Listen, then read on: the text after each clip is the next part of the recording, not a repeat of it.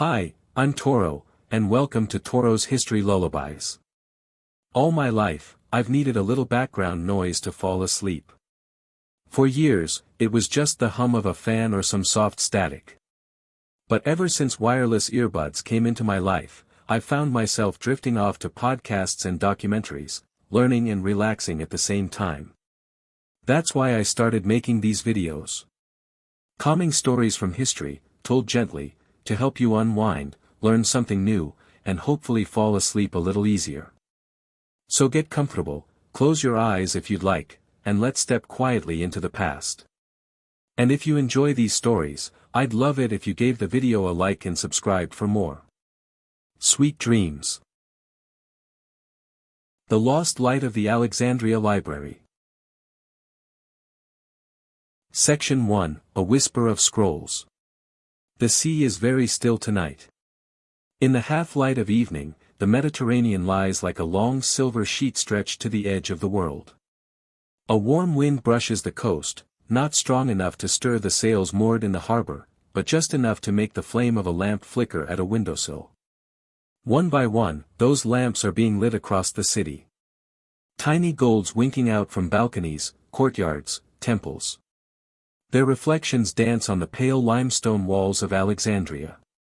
Somewhere behind the palace of the Ptolemies, a cicada begins to sing. Alexandria has always been a city of sounds. Soft ones. The shuffle of sandals over marble colonnades. The susurrus of papyrus leaves swaying in shaded gardens. Water pouring from a stone lion's mouth into a basin. And, sometimes, the quietest sound of all, the turning of a scroll. You might not notice it at first. Alexandria does not rush to show you its secrets. The streets curve like river reeds, revealing their meanings slowly. But if you follow the scent of ink and salt, past the half-sleeping stalls and shuttered bakeries, you may find yourself in a quieter quarter of the city, the Royal District, where a colonnaded building sits quietly behind olive trees and columns, watching the stars return. There, just behind a bronze gate polished smooth by countless hands, stands the library. Not merely a building. Not merely a storehouse. The Library of Alexandria is something softer, more elusive. A vessel of longing. A lighthouse of ink. A sanctuary for every question ever asked under the sun. Its stones are warm from the day's heat, still holding the golden memory of sunlight. Inside, the air is cool and dry, the way it must be to preserve the thousands upon thousands of scrolls that sleep within. They are stacked in quiet rows and hidden alcoves, resting in wooden niches and clay jars. Some are wrapped in red-threaded linen. Others lie bare, the edges crumbling like pressed leaves. There are more than anyone can count. The number changes, anyway. Some say 400,000. Some say more. There are no guards here, not in the way you might expect. But the silence is its own protection. You do not raise your voice in the library. You would not want to. Even the city seems to hush as you enter, as if, just beyond those polished columns, Alexandria holds its breath. A figure moves in the shadows, a scholar with an armful of scrolls. He walks with the careful, unhurried steps of someone who has spent many years within these walls. He pauses by a shelf and reads the tiny painted inscription at its base, a language long since vanished from the living tongue. With reverent hands, he tucks a scroll into its proper place. There is time for everything here. Time to wonder. Time to read. Time to trace the slow, looping script of a forgotten poem. Time to sit by the reflecting pool in the courtyard and listen to the rustle of the wind through citrus trees. Some call it study. Some call it devotion. But mostly, it is a kind of stillness, a listening. And what is it we are listening for? Perhaps we're listening for a voice that once spoke in Babylon, or Thebes, or on a Phoenician ship under a saffron moon. Perhaps a whisper from India, or a theory from Athens. Perhaps something more fragile still, a lullaby a mother sang to her child on a night not so different from this one, 1,000 years ago, now captured in careful ink and tucked into a corner alcove. In this place, no thought is too small to be remembered. No voice too faint to be heard. The lamps inside the library are few, and they burn low. Most of the reading is done by sunlight, but tonight there is still one candle flickering on a stone desk near the west atrium. A young scribe sits there, head bowed over a tablet. He dips his stylus into ink with slow care, copying a passage from an old Egyptian hymn. His eyes are heavy. The candle spits softly as he writes the final line. And outside, the stars have fully risen. The lighthouse blinks its golden signal to the sea. And the library sleeps, not in silence, but in a hush full of memory, like pages rustling in a dream. Section 2, The City of Light and Salt. The sea gave Alexandria its breath. Salt clings to everything here, not sharply, not unpleasantly, but like a quiet reminder. On the bronze doorknobs. In the creases of fruit sellers' hands. On the white robes hung out to dry beneath the balconies. Salt in the wind, salt in the mist, salt in the language, even, like a mineral hush between syllables. And always, the taste of the sea just at the edge of the tongue. Alexandria was born from a vision. Not a dream, for dreams are vague and shifting things, but a vision, clear and absolute, as if drawn with a ruler upon the earth. Its creator, Alexander, son of Philip, conqueror of worlds, stood on this narrow spit of land with his eyes on eternity. He saw the crescent of the coast, the two harbors waiting to be carved from the limestone and silt, and he saw not just a city, but a beacon. A home for the gods. A keyhole through which all knowledge would pass. Legend says he traced the shape of the city in barley flour on the ground, too impatient to wait for his architects to arrive. Straight lines for the main avenue, the canopic way, stretching from east to west like a golden thread. Cross streets intersecting at right angles, like the bones of a fish. Gardens, forums, markets, and temples. Water channels from the Nile. And at its heart, space left open for the greatest minds the world had yet to know. Alexander did not live to see the city built. He died far away, in Babylon, young and restless to the end. But his successors, the Ptolemies, Macedonian Greeks who ruled Egypt, brought his vision to life. They poured wealth into the stone. They summoned masons from Rhodes, philosophers from Athens, scribes from Memphis. They laid white marble streets, tall as the chariot wheels that rolled over them, and they crowned the coast with colonnades that caught the morning sun like ivory. And so Alexandria rose. Not ancient, not slow-grown, but sudden, like dawn breaking over the sea. It was a city made of many things. Of Egyptian earth, pulled from the delta. Of Greek order, measured and precise. Of African memory and Levantine spice. Of columns, yes, and gardens, and wells, and stories told in the language of ships. Its streets shimmered in the heat of the afternoon, and at night they whispered with sandalwood smoke and quiet footsteps. The city did not sleep early. Merchants lingered late with cups of fig wine. Scholars debated under porticos with oil lamps held between them like small suns. Cats prowled the alleys like they owned them, and perhaps they did. Here, you could buy scrolls in 7 languages. Here, you could hear prayers to Ra, and to Apollo, and to a dozen gentler gods besides. Here, a fisherman from Cyprus might offer his catch beside a priest from Elephantine, and a Cretan girl might sing an old lullaby in a courtyard that smelled of myrrh. Here, nothing was foreign. Only unfamiliar, and waiting to be known. From the east, caravans brought spices in lacquered chests. From the south came gold and ebony, ivory and papyrus. From the Aegean came wine in clay amphorae, bearing olives and perfumes. And from India came whispers, cinnamon, indigo, cotton, and lore. In the mornings, the harbor awoke first. Sailors shouted across the docks, ropes creaked, gulls called overhead. The lighthouse, the pharos, loomed above it all, its spiral crown of light turning even at dawn. Ships steered by its beam for leagues, finding safe passage through coral shoals and unpredictable winds. They called it one of the wonders of the world, and rightly so. Then the city stirred, first the street sweepers, brushing last night's petals from the paths. Then the market stalls, their wooden shutters creaking open.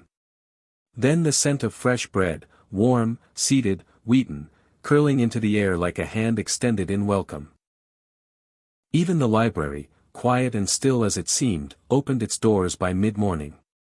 Scholars drifted in with the breeze, satchels over their shoulders, scrolls in hand. The walls welcomed them like old friends. But there were other rhythms, too. Subtler ones. A woman on her balcony watering her plants with rainwater kept in painted jars. A boy chasing a hoop down an alley, his laughter rising like incense. A man sitting at a fountain, reading aloud to no one in particular, perhaps hoping the gods were listening. And the gods did listen, here. To speak in Alexandria was to speak into 1,000 ears. Not only the ears of men and women, but of spirits. The ones carved into stone lintels. The ones watching from temple niches. The ones imagined, half-remembered, or barely believed in. But belief, like ink, does not fade quickly in a place such as this. You see, Alexandria was more than stone and sail and scroll. It was a threshold. A place where opposites met and did not quarrel. Where the old embraced the new. Where moonlight touched logic. Where reason and magic walked the same path, quietly, after supper. The philosophers came here, yes. But so did the mystics. So did the astronomers, and the poets, and the translators who dreamed in 7 alphabets. So did the herbalists with their linen-wrapped sachets of thyme and mandrake root. So did the ones who read omens in clouds, and the ones who mapped them in ink. And at the center of it all, not at the highest point, or the grandest, but nestled like a thought inside the city's ribcage, was the library. Not every Alexandrian entered it. Not all needed to. For its presence was felt everywhere. In the way a potter mixed glazes to recreate a hue only seen once, on a bird's feather. In the way a child asked their mother why the moon followed them home. In the way a baker, waiting for dough to rise, murmured a line of poetry remembered from his grandfather. The library was a place, yes. But it was also a current. A warmth in the water. A hush in the air. A promise that no question was too small, and no idea too grand, to be preserved. So the city grew. And the library with it. And night, once more, came to Alexandria, not as a shadow, but as a deepening blue. The harbor quieted. The wind softened. Candles glowed in their sconces. And above it all, the Pharos turned its great eye to the sea once again. But far beneath its beam, in the low lantern-lit rooms of a house beside the royal court, a woman leans over a scroll. Her name is lost to us now, perhaps it never mattered. What matters is the brush in her hand, and the characters she paints in patient lines. She is translating. From Aramaic into Greek. The text is old, a myth of fire and water, stars and seeds. She has read it many times, but tonight, the words seem different. Alive. They pulse beneath her fingers. She does not rush. There is no need. The city outside her window hums quietly to itself. It knows she is working. It knows she is not alone. Section 3, The Dream of Knowledge. Before the first scroll was ever laid upon the shelves, there was the dream. It drifted through the minds of rulers and scholars like incense, subtle but persistent. A single, fragile thought, what if everything could be known? Not just learned, not just collected, but known. Held, understood, cherished. As if the entirety of human memory could be gathered into one quiet place and there protected, like flame under glass. That dream did not begin in Alexandria. It may have first stirred in the desert, where priests of Thoth pressed reed to clay, drawing symbols to summon the breath of meaning.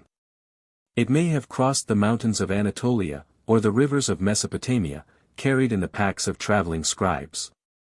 It may have been born in China, or India, or etched into the bones of the steppes long before papyrus ever caught the sun. But in Alexandria, the dream found shape. It was Ptolemy I, general, king, student of Aristotle, who took that ancient dream and gave it walls. And it was his son, Ptolemy II, who breathed the library fully into being. Not as a warehouse. Not as a trophy hall. But as a temple of knowledge, a living sanctuary. The Greeks called it the Mousion, a place of the muses. It was more than a library. It was an institution of learning, a retreat, a shelter for minds both restless and gentle. Here, scholars were not hurried. They were housed and fed at the state's expense. They were given time, and tools, and space to think.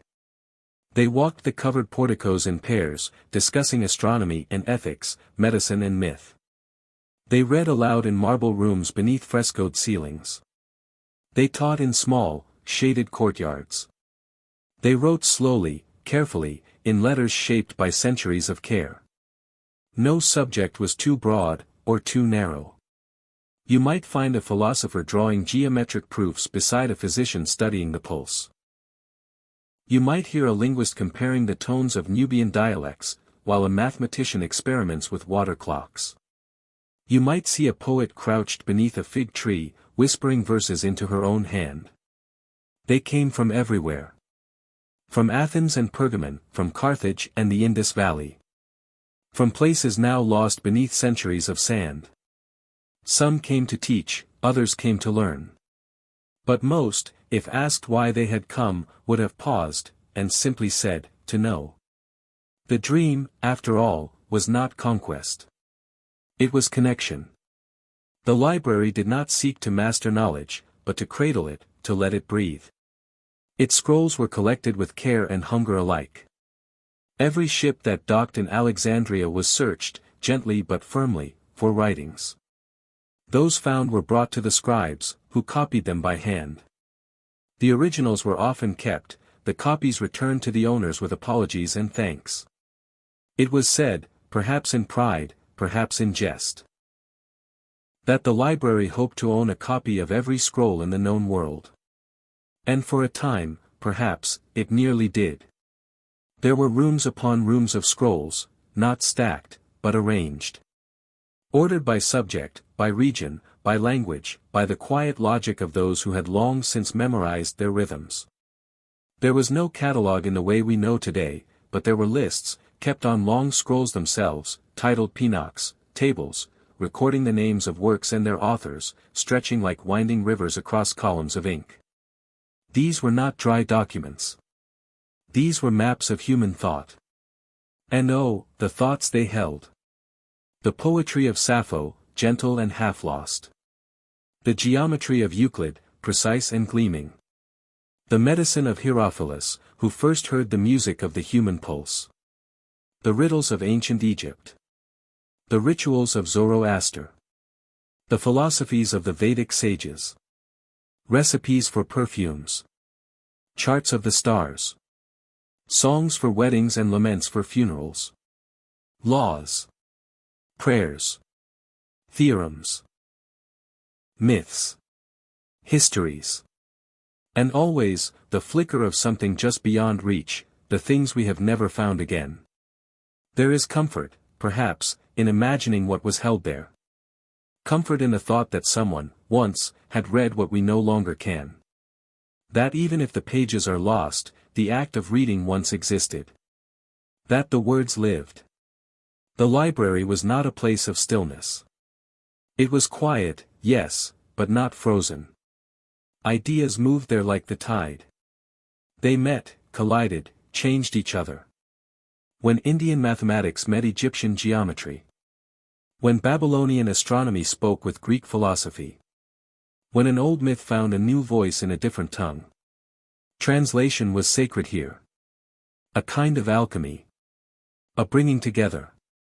The Septuagint, the earliest Greek translation of Hebrew scripture, was born in this city, perhaps within these very walls. 70 scholars, it is said, worked separately, yet miraculously produced the same result. Perhaps they did. Or perhaps the miracle is the attempt itself. The act of reaching across silence. For to translate is to believe that another language, another culture, another soul is worth understanding. And that is the core of the library's dream, that every voice matters. There were no great statues at the entrance. No guards in crested helmets. No blazing sign to announce its majesty. Only this, a few steps beneath an arch, a hush, and 1,000 thoughts waiting to be heard. Imagine, for a moment, that you are there. You walk along a columned hall, the stone cool beneath your bare feet. You pass alcoves where lamps burn low, their light flickering on the gilded letters of wooden scroll cases. You smell old papyrus, dry ink, sandalwood oil. The air is still, but not stale, it carries the softest trace of citrus from the garden beyond. You pause beside a table. There is a scroll half unfurled. Its title reads, On the Nature of Silence. You read, slowly. The words are delicate, looping, strange, but not unfamiliar. They speak of silence not as emptiness, but as space. Space for listening. For wondering. For remembering what it means to not know. You look up. And across the room, you see someone else, a woman, older than you, hair coiled in silver, reading a different scroll. She notices you. She smiles. She does not speak. She nods once, gently. And you understand. You are not alone. No one ever is, here. Not while the dream remains. Not while the ink is still dark, and the lamps are still warm, and the sea still whispers outside, beyond the walls. Section 4, The Scrolls and the Seekers. They called them scrolls. But they were more than that. Each one, wound tightly around a wooden rod, wrapped in linen or leather, sealed with wax or cord, bore more than words. They bore time. Thought. Memory. The careful hush of a quill dipped in ink at midnight. The breath of a writer paused between sentences. The quiet courage of someone, somewhere, who chose to write something down rather than let it vanish. In the Library of Alexandria, scrolls lived like old trees in a quiet forest. Lined in rows along cedar shelves, tucked into niches carved from limestone, nestled in woven baskets and terracotta urns. Each had its own weight, its own scent, its own silence. Some were long, dozens of feet, requiring 2 careful hands to unroll. Others were short, no more than a few verses of a song or a single healing charm passed from grandmother to granddaughter.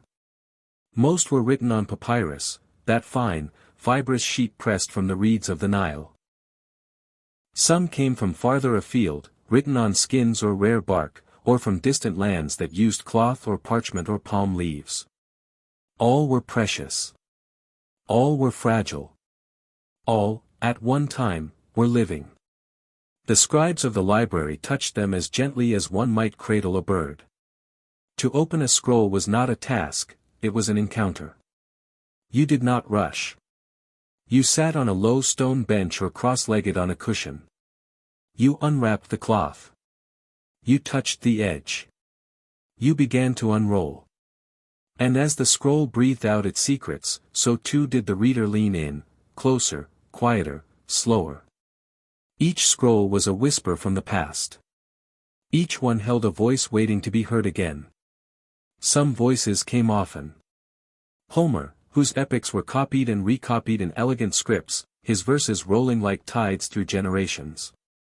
Herodotus, whose history was part fact, part fable, part flame. Euclid, whose straight lines and clear angles seemed untouched by time. But other voices were fainter. And more mysterious still.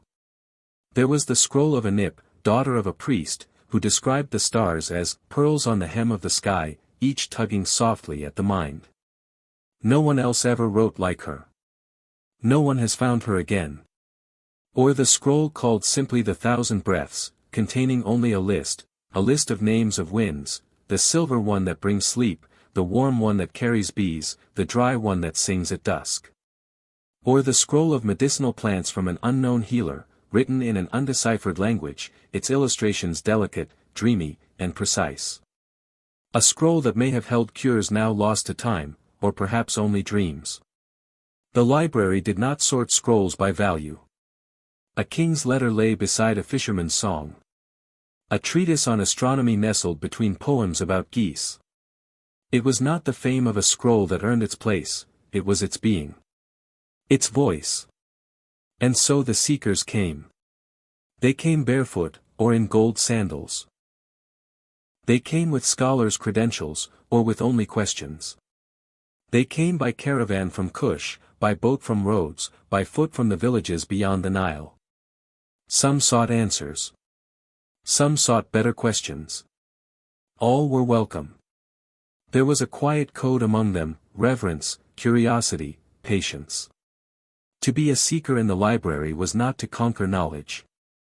It was to court it. To kneel before a scroll and wait, gently, for it to reveal what it wished to share. Some scrolls required translation. Dozens of languages flowed through the library: Greek, Coptic, Egyptian hieratic and Demotic, Phoenician, Sanskrit, Aramaic, Akkadian. There were specialists for each.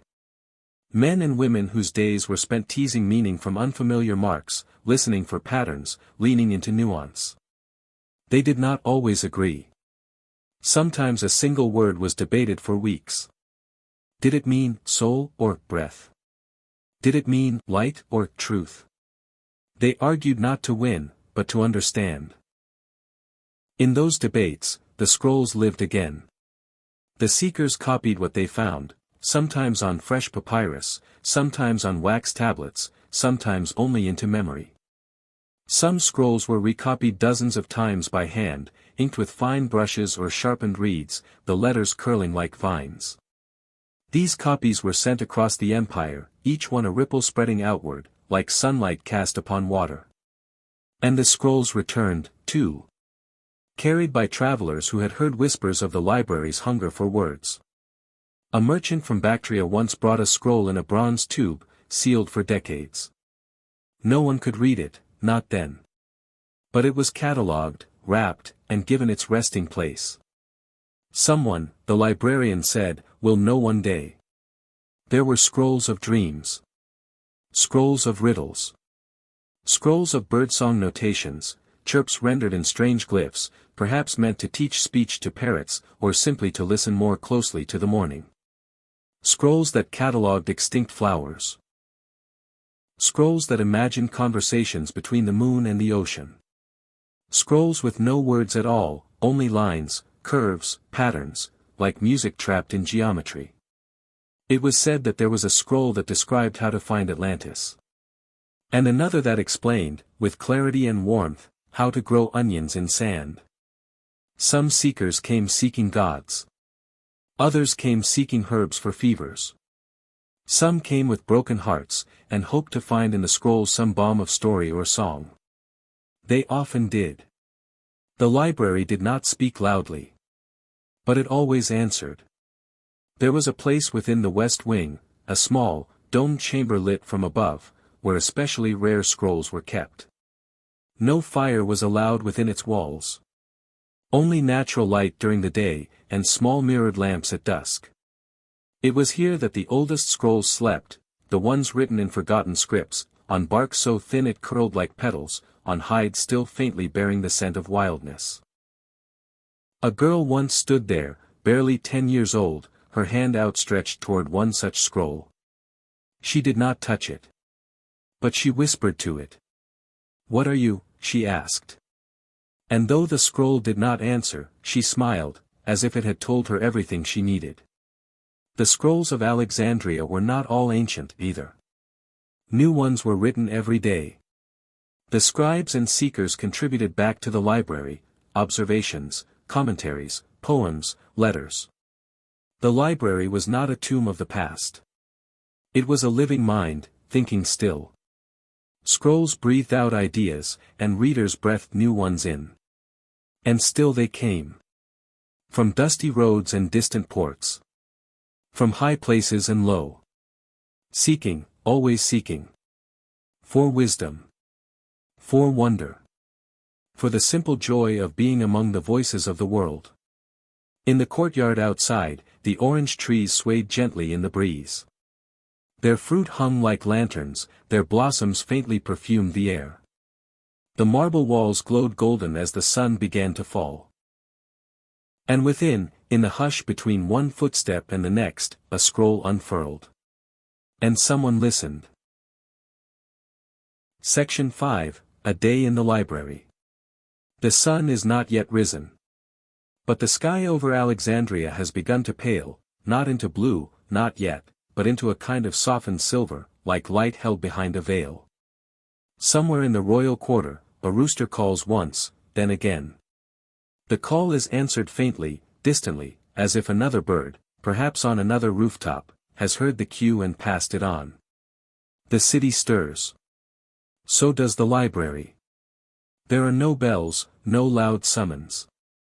The day begins like breath, slowly, gently, without announcement. A woman in the south wing opens the shutters of a study chamber.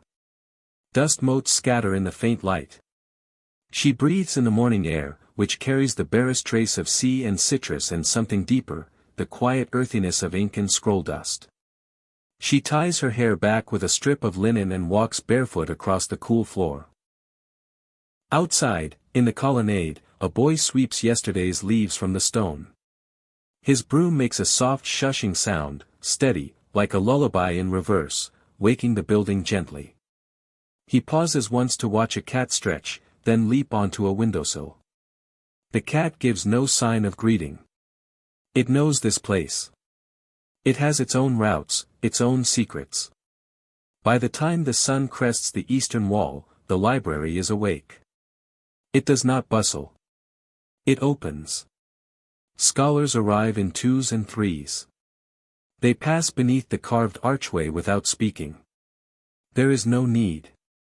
Words are saved, here, for what matters.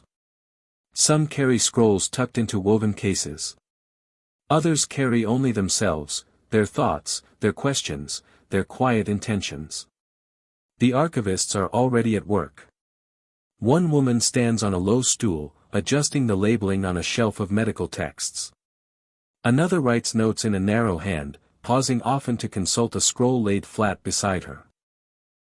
A third sits with a young student at a long stone table, guiding her hand as she copies a line of script again and again until the curve of each letter sings true.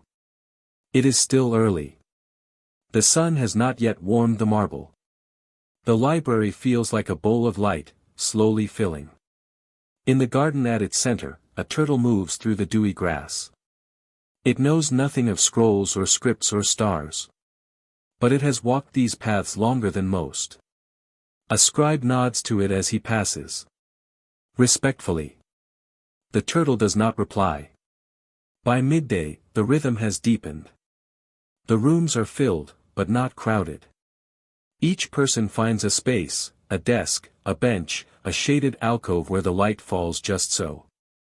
The only sounds are the hush of parchment, the occasional scrape of stylus on wax, the murmur of discussion between two scholars leaning over the same map. A tray of figs and dates is brought in and left on a central table. Those who pass by take what they need without comment. Eating is not forbidden, but it is quiet. A fig is consumed like a thought, slowly, without mess, the sweetness almost unnoticed except in its absence. Somewhere in the East Hall, a lesson is taking place. An older man is teaching a group of younger students the proper pronunciation of Sanskrit consonants. He shapes the sounds with his lips and tongue, and the students repeat, careful and curious.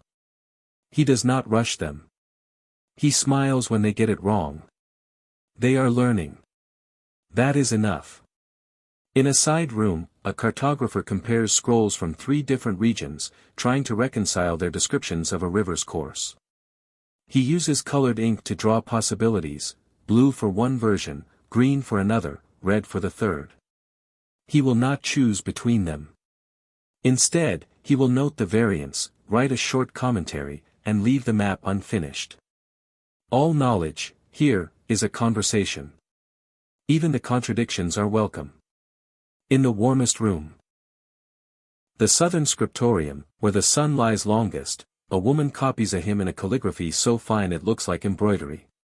Her fingers are ink-stained. Her wrist aches. But her expression is peaceful. She hums as she works, very softly, a melody known only to her. The hymn is old, its language ancient.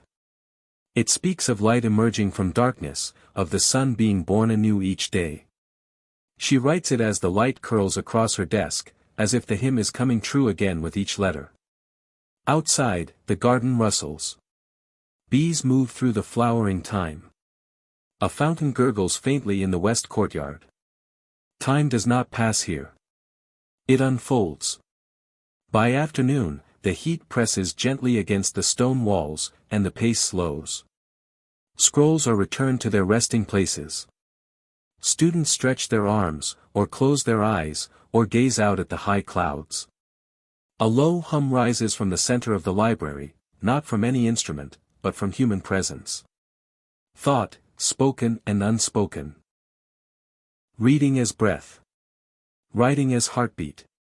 And somewhere, deep in a shadowed room at the library's edge, a new scroll is being written. A boy, no older than 15, sits before a blank length of papyrus. He is composing something, perhaps a poem, perhaps a question. His brow is furrowed. He is not yet sure what he wants to say.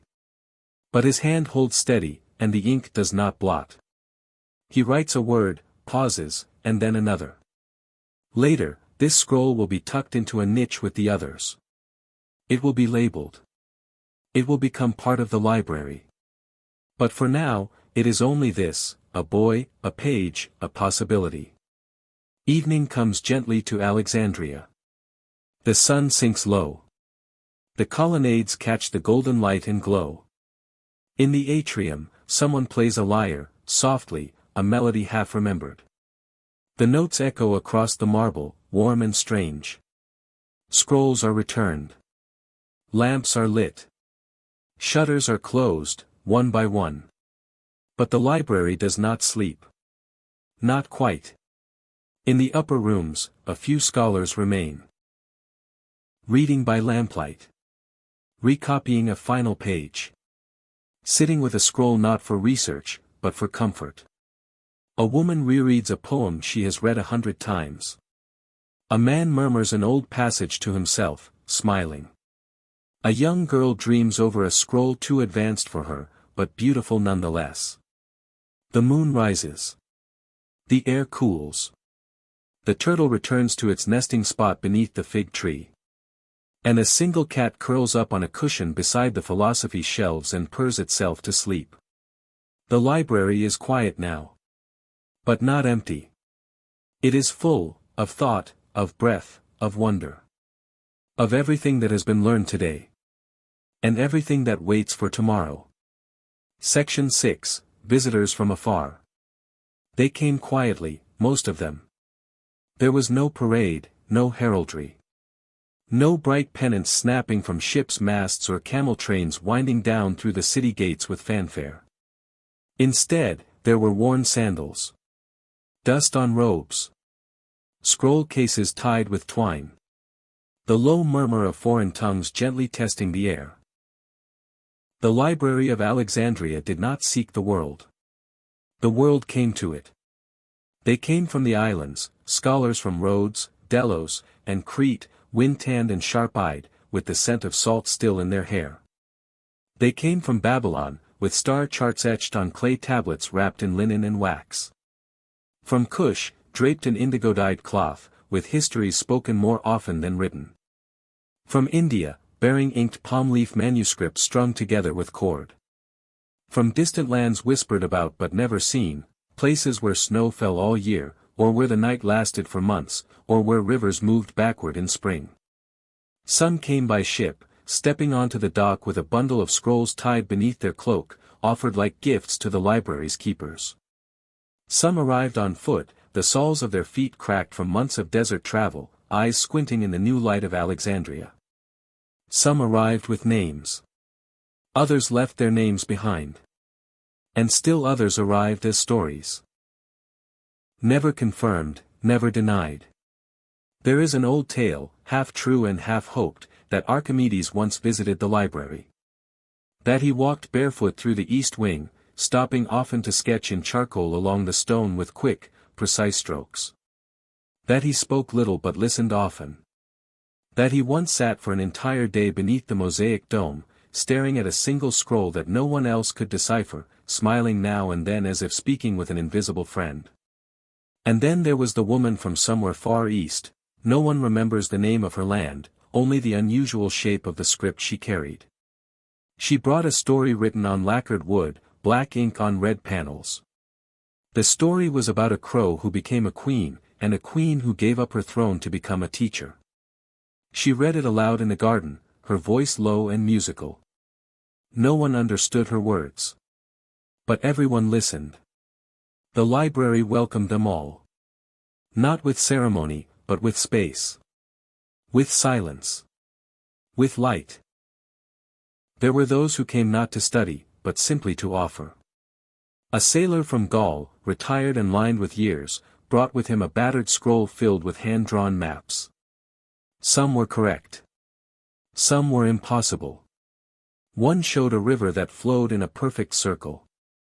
Another marked a place labeled only, here, something strange. He gave it to the librarians with a shrug. I don't know what it's worth, he said. But it was what I saw. They thanked him. The scroll was catalogued. It was shelved beside a treatise on the geography of dreams. Not all visitors stayed long. A philosopher from Pergamon came for 3 days only. She read in the mornings, walked the gardens in the afternoons, and in the evenings, she spoke aloud her thoughts to the air. On the 4th morning, she left a scroll on a bench and departed. The scroll contained nothing but questions, elegantly phrased, carefully inked. At the bottom of the page, she had written only, I trust someone will answer these in time. Some came not once, but many times, as if drawn again and again by something they could not explain. A healer from the Libyan coast returned every spring, bringing with her samples of herbs and cures from her region. She copied scrolls on anatomy and left behind her own notes, describing how certain desert plants could quiet fever, or ease birth. One year she brought a poultice that, when crushed between fingers, smelled like thunder just before it breaks. A merchant from Phoenicia came not for scrolls, but for stories. He said the library held not only facts, but feelings. He once wrote, a fact is a door. A story is the hand that turns the key. He brought tales with him, some true, some not, some both. The librarians transcribed them all. Even the gods, it was said, came now and then. Not in the way one might expect. Not with golden crowns or thunder in their step. But as shadows in corners, or birds perched on lintels, or faces glimpsed only once and never again. There were stories of an old man with one eye who came asking about riddles written on whalebone. Of a veiled woman who sat for hours in the scroll room, tracing invisible patterns in the air. Of a child with ink-stained hands who arrived with no name and left behind a scroll of perfect poetry in a language no one knew. The library did not question. It welcomed. It collected. It remembered. In one narrow alcove, tucked between astronomy and herbalism, a wall had become filled with notes left by visitors. Short ones. Messages. Blessings. Fragments of thought. May my daughter's name be remembered. I found the answer I didn't know I was seeking. The fig tree in the courtyard is taller than last year. Thank you. Some were written in charcoal. Others in faded ink. Some were barely more than scratches. None were erased. One note read only, I was here. I listened. And that, perhaps, was all the library ever asked.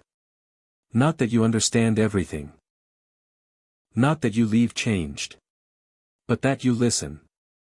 That you allow the voices of others to echo gently through your own. Because knowledge is not a stone to be held. It is water. It moves, it flows, it seeks. And so did those who came, drawn across vast distances not by power, not by riches, but by the possibility of connection. Of sitting beside a scroll written 1,000 years before you were born and feeling, just for a moment, as though the writer were still speaking, softly, across the veil of time. Of hearing your own thoughts reflected in a voice you never knew. Of touching the great, gentle tapestry that links all those who have ever wondered. They came, and they left. Some wrote. Some read.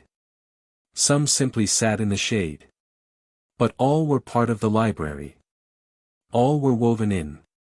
And even now, centuries distant, far beyond the walls that once stood white in the Mediterranean sun, we fay. Section 7, The Library After Twilight. The day was never meant to last forever. Not in Alexandria. Not in the library.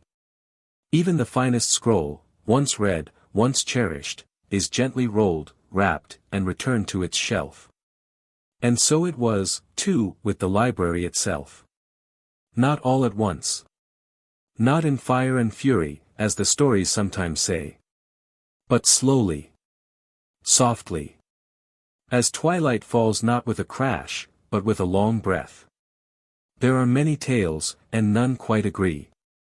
Some say it was Caesar, in his pursuit of Pompey, who set fire to the ships in the harbor.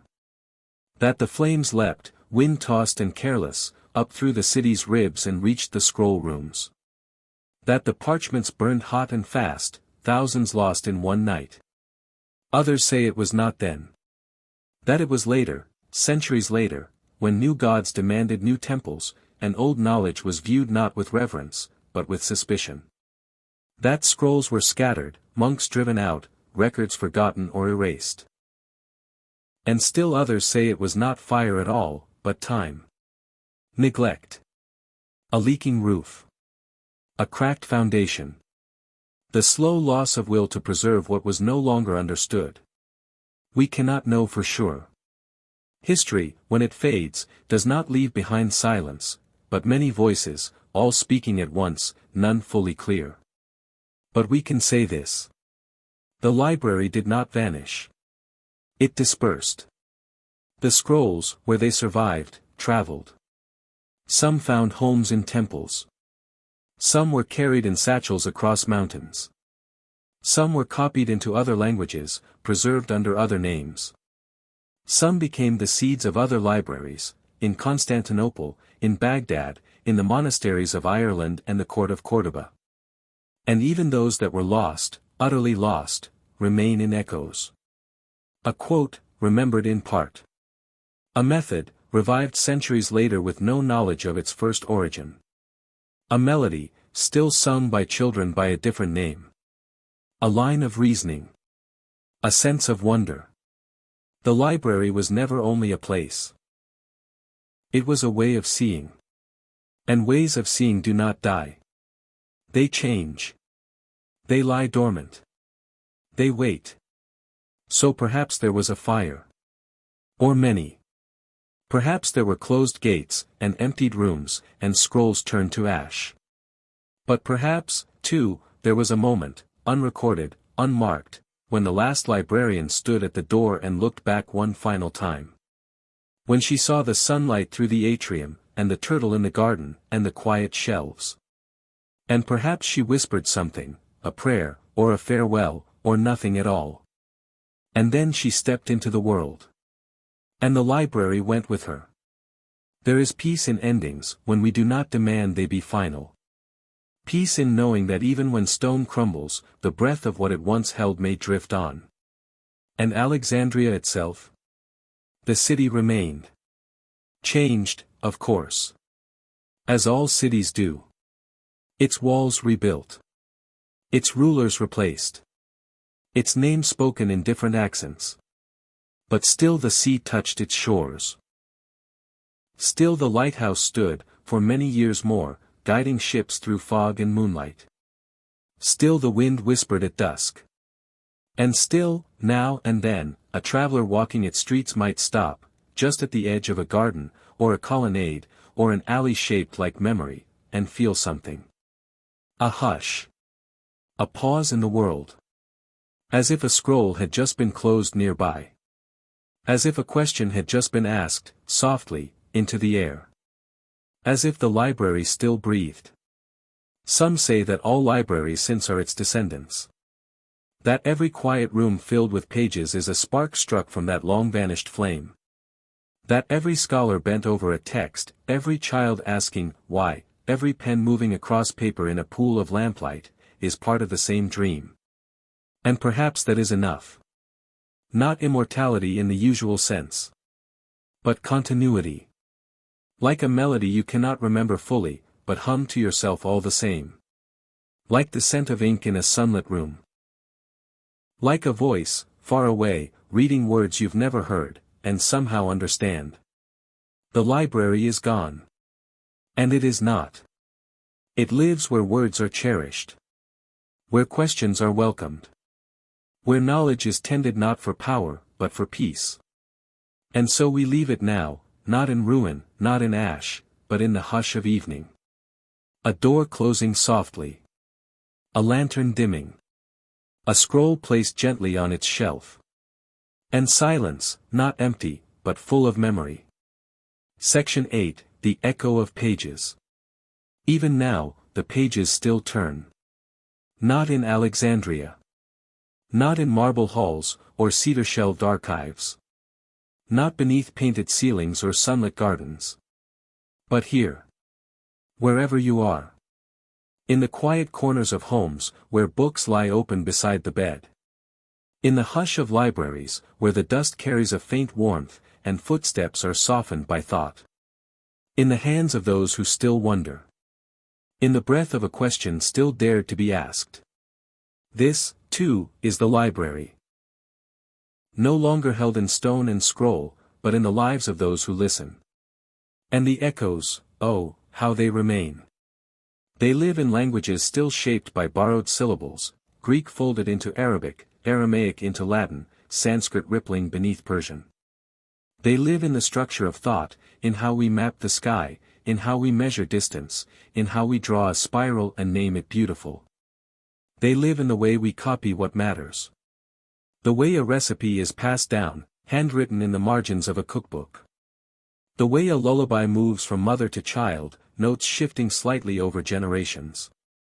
The way someone, somewhere, still writes a name into the blank corner of a journal and begins. We do not need to know all that was lost. It is enough to know that once, it was loved. And that some part of it, even the smallest part, reached us. And perhaps that is what the library truly was, not a structure, but a gesture. A hand extended across time. An act of faith that someone, someday, would listen. You can feel it, sometimes, in the stillness between sentences. In the long pause before the end of a paragraph. In the moment your fingers rest lightly on the page, unwilling just yet to turn. The echo is there. You might hear it when you walk alone beneath trees, and the wind stirs in the leaves just so. You might feel it in the hush of an old bookshop, where the smell of paper lingers like incense. You might sense it in a library, not the grand kind, perhaps, but the quiet one down the street. The one with squeaky carts and kind-eyed librarians and sunbeams that fall across reading tables in the afternoon. There, too, the echo lives. In the whisper of turning pages. In the soft tap of a pencil. In the small sound you make when you find something you did not know you were looking for. And sometimes, only sometimes, it comes in dreams. You find yourself in a city that feels half-remembered. There is sea air, warm stone, the faint scent of figs. You turn a corner and pass beneath an arch. And there it is. Not grand. Not blazing. Just a door, ajar. A hallway. The curve of a column. A light burning low. You walk inside. You hear nothing, and yet, everything. The breath of parchment. The music of ideas long laid to rest and newly awakened. A voice, not your own, reading softly from a scroll. And you sit. You sit, and listen, and know that you are welcome. That you always have been. That the library never truly ended. It only moved, into you. So rest now. Let the scrolls return to their shelves. Let the sea hush the edges of thought.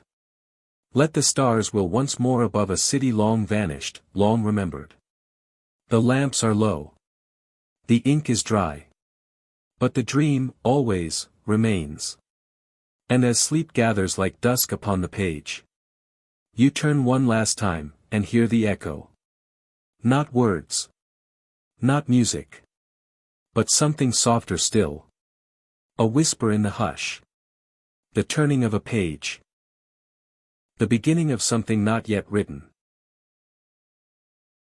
Thanks for spending a little time with me tonight. If you enjoyed this story, please give it a like and subscribe for more gentle journeys into the past. Sleep well, and I'll see you in the next one.